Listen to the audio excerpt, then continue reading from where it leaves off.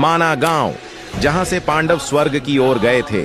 जी हाँ, वही माना गांव जहां भगवान श्री गणेश ने महाभारत लिखी थी और सिर्फ यहां से ही सरस्वती नदी के दर्शन भी किए जा सकते हैं। पहले इसे भारत के अंतिम गांव के नाम से जाना जाता था, पर अब इसे बदलकर भारत के पहले गांव के नाम से जाना जाता है।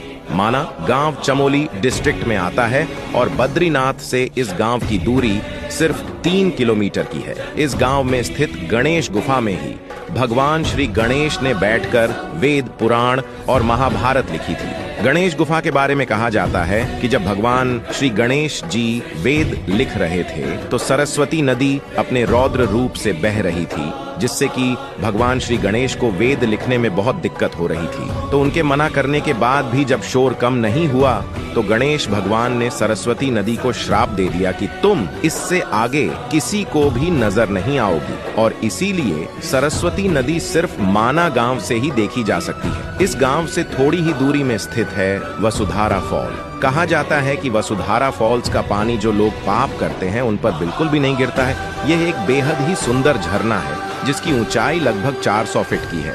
जो भी टूरिस्ट माना गांव आते हैं वो भारत की पहली दुकान पर जरूर विजिट करते हैं। तो ये थी माना गांव की कुछ बातें।